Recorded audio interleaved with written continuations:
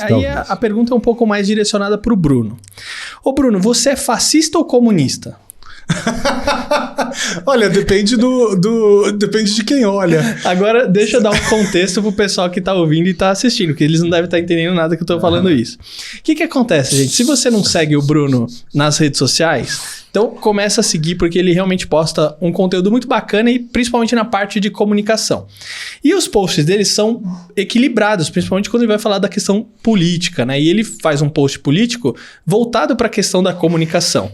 E quando ele faz um post, no mesmo post tem gente que chama ele de fascista e tem gente que chama ele de comunista. E, cara, eu nunca vi uma pessoa ser os dois. Pois é.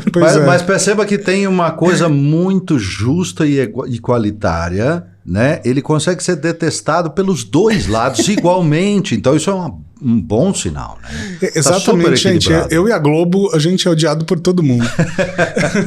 Cara, mas por que essas coisas acontecem, têm acontecido cada vez mais nas redes sociais, cara? Porque assim, não tem o menor cabimento, né?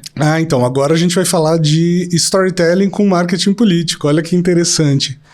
O que acontece, né? Pelo menos no meu jeito de ver as coisas. A gente tem dois lados hoje na política, né? Eu não preciso ficar falando quais são os lados e tal, todo mundo sabe.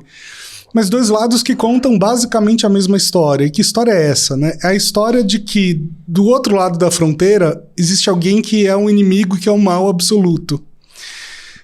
E tem gente que hoje enxerga o outro lado da fronteira como os nazistas e o outro lado enxerga o outro lado como, né, os comunistas, comedores de criancinha. E a realidade é muito mais complexa do que isso, muito mais cinza do que isso. Claro que tem gente do mal, né, de todos os lados, porque o ser humano é assim, sempre tem gente muito do mal infiltrada, em qualquer lado, vamos ser honestos. Mas, obviamente, não é todo mundo, né? Existem coisas ali que são reais, existem demandas que são justas de qualquer lado. Só que, num mundo democrático, né? Quando você começa a acreditar nessa história que o outro lado, que o adversário é o inimigo, e pior ainda, o inimigo do mal absoluto, aí é um problema, porque aí não tem conversa, né? E se não tem conversa, não tem democracia. Agora, o outro ponto disso é que é uma história muito convincente, né? É uma história que as pessoas querem viver. É uma história de cinema, né? Você tá lutando contra uma causa, você tá lutando pela sua liberdade, porque o outro lado vai tirar sua liberdade com 100% de certeza. Simplicidade de entendimento também, né? Fica fácil de entender. É fácil. As pessoas querem viver essa história, querem fazer parte disso. E aí dá todo esse problema que a gente tá vendo, né?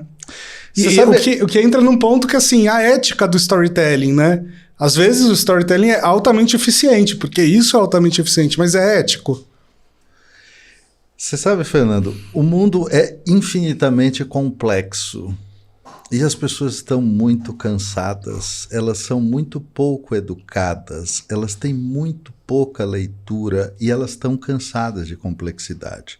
Então é assim, 1 ou 2, preto ou branco, 3 ou 4, aperta o botão e dane-se, pronto, acabou, resolvi. Não quer pensar. Então, você falou de simplicidade do entendimento. Isso é a mesma coisa que preguiça de pensar? Então, é que aí são duas faces de uma moeda, né? Mas assim, simplicidade do entendimento é compromisso do bom comunicador. Eu preciso ser claro, senão eu não estou fazendo o meu trabalho. Até aqui está tudo certo. Agora, a preguiça de pensar é o inferno na Terra. Porque aí os seres humanos se tornam animais. Que eles são adoráveis, os animais, mas eles são inocentes. Não, que a gente o ser humano, isso. Agora, o ser humano que se nega a pensar, ele devia ser jogado na selva, pelado com tacape. Vai então pra lá. Porque não dá, cara. Ser humano que não quer pensar tá no lugar errado na civilização. Aliás, é o nome da nossa espécie, né? Homo sapiens sapiens.